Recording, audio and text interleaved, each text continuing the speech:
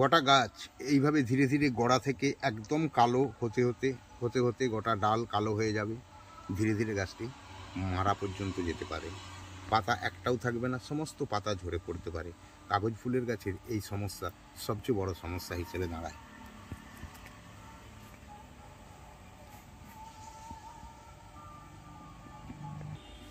নমস্কার বন্ধুরা, আমি প্রণব। আপনারা দেখছেন মডেল নার্সারি বালিচক চ্যানেল, যে চ্যানেলে প্রত্যেকটি ভিডিও আপনার বাগানকে কোনো না কোনো দিক থেকে সুন্দর থেকে আরও সুন্দর করতে অবশ্যই সাহায্য করে। আজকের যে ভিডিও, সেই ভিডিও হচ্ছে আমাদের সবচেয়ে যে প্রিয় ফুল বোগেনভেলিয়া বা কাগজ ফুল, যেটি আমরা বাগান সাজানোর সবচেয়ে বেশি জায়গা দিয়ে রাখি বাগানকে সুন্দর করার জন্য এই গাছকে। কিন্তু সেই গাছে যদি প্রবলেম আসে তখন কী ধরনের মানসিকতা তৈরি হয় বলুন তো। দেখতে দেখে চোখের সামনে একটির পর একটি গাছ যদি এইভাবে গোড়া থেকে কালো হতে হতে গোটা গাছ কালো হয়ে যায় আর সমস্ত পাতাগুলো ঝরে যায়, তারপর যদি গাছটি মারা যায়, কত বড় আফসোস থাকে।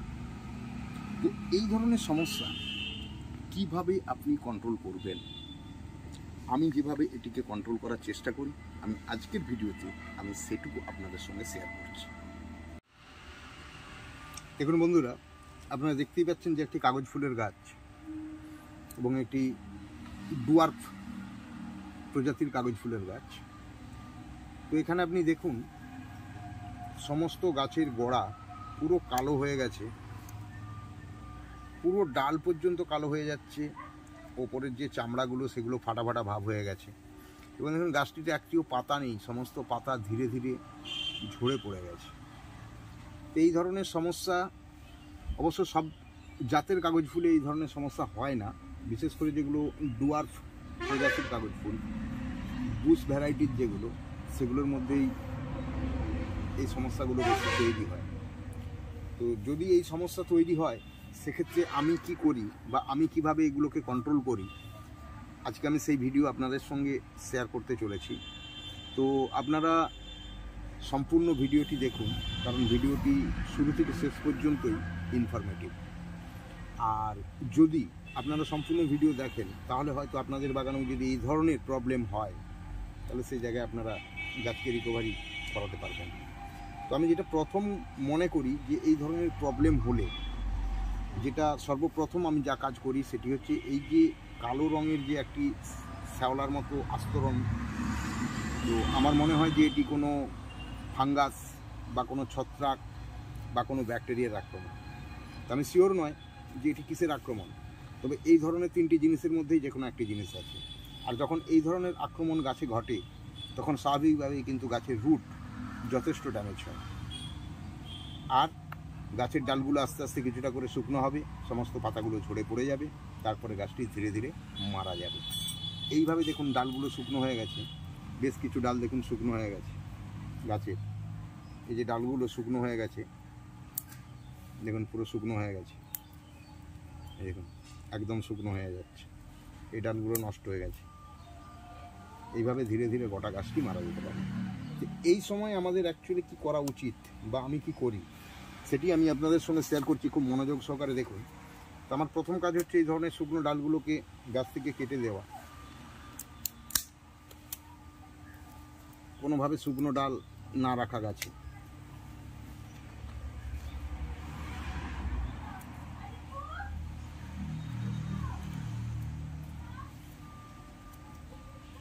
খুব ভালো করে দেখতে হবে কোন ডালগুলো শুকনো হয়েছে। যে সমস্ত ডালগুলো শুকনো হয়ে গেছে সেগুলোকে কেটে দিতে হবে।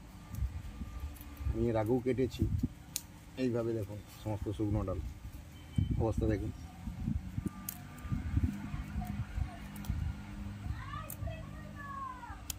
এইভাবে নষ্ট হয়ে যাবে সব ডাল।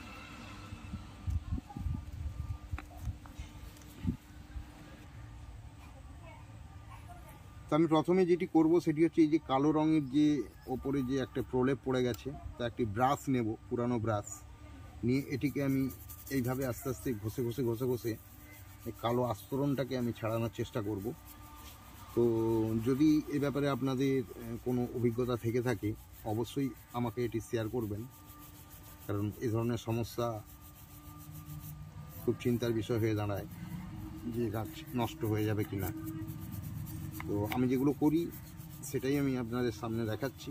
এইভাবে ঘষে ঘষে একদম গাছের গোড়া থেকে আমি যতটা সম্ভব বেশি এটিকে পরিষ্কার করা যায়, এবং এটা একটা ডাস্টের মতো উঠতে থাকে।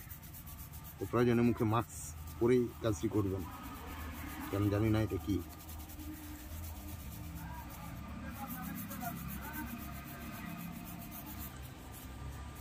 এইভাবে যতটা বেশি সম্ভব একদম ডালগুলোকে ধরে ধরে এইভাবে পরিষ্কার করা। আর এই সমস্যা গাছে যখনই আসে তখনই গাছ কিন্তু নতুন করে ব্রাঞ্চ খোলে না, এবং পাতাগুলো ঝরে যাবে, গাছটিও মারা যাবে।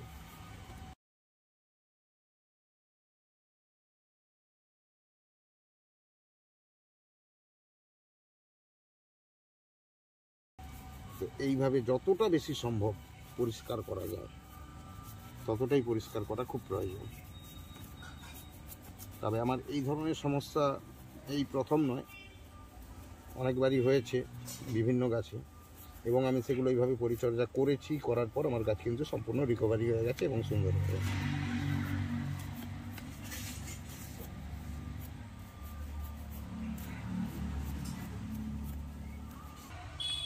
তো এইভাবে গাছের ডালকে পরিষ্কার করার চেষ্টা করুন যতটা বেশি পরিষ্কার করা যায়, এবং কিছু ক্ষেত্রে এইভাবে একটু জল দিয়েও পরিষ্কার করে নেবেন। জল দিয়ে পরিষ্কার করলে আপনারা হয়তো বুঝতে পারবেন না, একটু বেশি কালচে মনে হবে, কিন্তু না, এটা সুন্দরভাবে ওপরের অংশ থেকে পরিষ্কার হয়ে যাচ্ছে। এইভাবে পরিষ্কার করে নেওয়ার পরে তারপরে যে কাজটি করতে হবে সেটি হচ্ছে যে আমাকে দেখতে হবে যে গাছের গোড়ায় অ্যাকচুয়ালি শেকড়ের ক্ষতি হয়েছে, সেই শেকড়টিকে পুনরায় রিকভারি করাতে হবে। তো সেই শেকড়টিকে পুনরায় রিকভারি করানোর জন্য যেটি আমি এই মুহূর্তে করব, যে এখানে মাটি কিছুটা আমি একটু ভালো করে এরকম খুশকে দেব, যাতে মাটির ওপরটা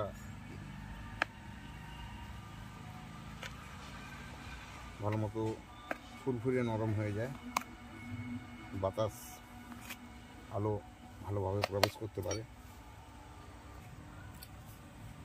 তো আমি সর্বপ্রথম ব্যবহার করব, আপনারা দেখতে পাচ্ছেন ম্যাগনেট, রুটটিকে রিকভারি করার জন্য। দেখুন ম্যাগনেট, এটি পাওয়া যায় যে কোনো আপনারা সার দোকানে পেয়ে যাবেন। তো এটি আমি দেব 1 চামচ, চা চামচের 1 চামচ, অর্থাৎ 5 গ্রাম টবের মাটির ওপরেই দেব। আর এই মুহূর্তে আমি গাছকে কোনোভাবেই রিপোর্ট করার চেষ্টা করব না, তার কারণ রুটের পজিশন যেহেতু খারাপ। আর ম্যাগনেট দিলে রুট 48 ঘন্টার মধ্যে ভালো মতো রিকভারি হয়ে যাবে।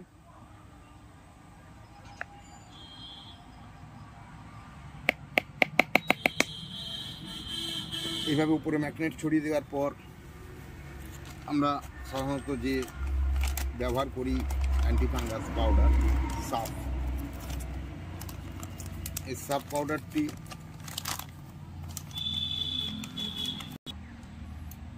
এটিও চা চামচের 1 চামচ আমি এইভাবে উপরে ছড়িয়ে দেব।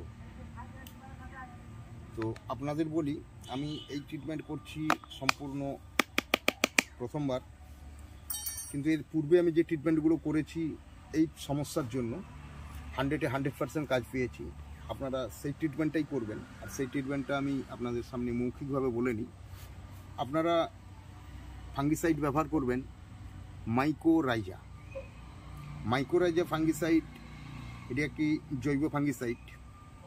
আপনারা চা চামচের 1 চামচ, অর্থাৎ 5 গ্রাম মাইকোরাইজা ফাঙ্গিসাইড ওপরে এইভাবে ছড়িয়ে দেবেন, কিংবা জলের সঙ্গে গুলেও দিয়ে দিতে পারেন, কোনো অসুবিধা নেই। আর তার সঙ্গে নেবেন হিউমিক অ্যাসিড 1 চামচ। হিউমিক অ্যাসিড 1 চামচ, অর্থাৎ মাইকোরাইজা ফাঙ্গিসাইড 5 গ্রাম, হিউমিক অ্যাসিড 5 গ্রাম একসঙ্গে ওপরে ছড়িয়ে দেবেন। ছড়িয়ে দেওয়ার পর টবে জল দেবেন।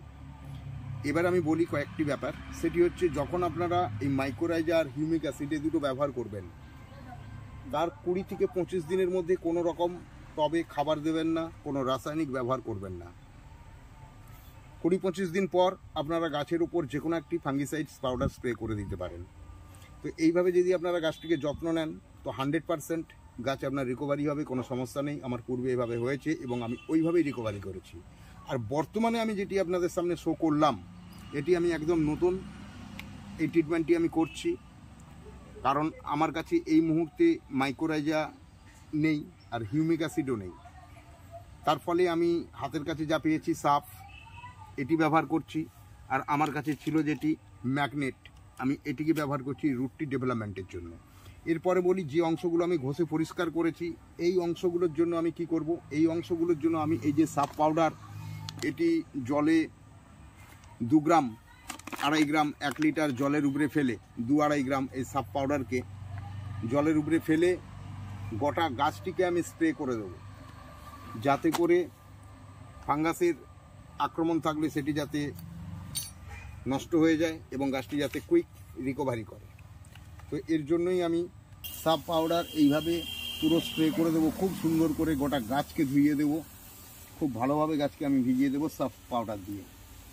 সাফ পাউডারের জল গুলে নিয়ে গোটা গাছে স্প্রে করুন।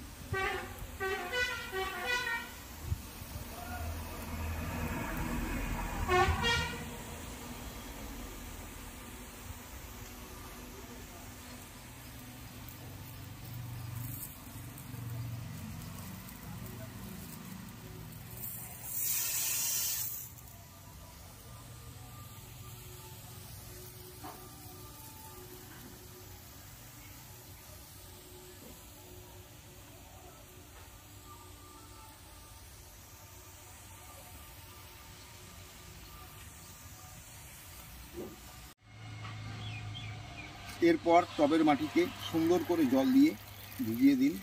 যে ওষুধগুলো দিয়েছিলেন এগুলো সব মাটির সঙ্গে মিশে যাবে। এবার বিশেষ যে ব্যাপারগুলো লক্ষ্য রাখতে হবে আপনাকে, প্রথম কথা, গাছটিকে রাখবেন সম্পূর্ণ রোদের জায়গায়। দ্বিতীয় কথা, গাছের গোড়ার মাটি যেন শুকনো না হয়, ময়েস্ট ভাব যেন থাকে। এই অবস্থা যেন অন্তত 15-20 দিন 25 দিন ময়েশ্চার ভাব ধরে রাখে মাটি, এদিকটি আপনি সচেতন থাকবেন। তৃতীয় যে ব্যাপার, আপনি খাবার দেবেন ঠিক 1 মাস পর দেবেন সর্ষে খোলের গুঁড়ো এবং সুপার ফসফেট মিশিয়ে দেবেন। সঙ্গে যদি প্রয়োজন মনে করেন এনপিকে দেবেন, দিতেই পারেন। যে কোনো এনপিকে ব্যালেন্স ফুড ব্যবহার করতে পারেন। আর আশা করি এই ট্রিটমেন্ট যদি আপনি এইভাবে করেন আর গাছটার প্রতি যদি একটু সচেতন হয়ে এইভাবে আপনি গাছটিকে লক্ষ্য নজর করতে পারেন, তাহলে আপনার গাছ 100% রিকভারি করবে। আজকের ভিডিও এ পর্যন্তই। যদি আপনাদের মনে হয় যে হ্যাঁ সত্যিকারের ভিডিওটি একটা ইনফরমেটিভ ভিডিও, আপনারা এই ধরনের প্রবলেমের মুখে পড়েছেন আর এই ধরনের কাজ করে রিকভারি করতে পেরেছেন গাছকে, তাহলে চ্যানেলটি অবশ্যই সাবস্ক্রাইব করুন। তৎসহ বন্ধুবান্ধবদের ভিডিওটি বেশি করে শেয়ার করুন এবং অল নোটিফিকেশন বটনটি দাবিয়ে দিন, যাতে সর্বপ্রথম আপনি এই ধরনের ইনফরমেটিভ ভিডিও দেখার সুযোগ পান। ওকে বন্ধুরা, তাহলে আজকে এ পর্যন্তই। চললাম, টাটা বাই বাই। চোখ রাখুন পরবর্তী ভিডিও কি আসছে।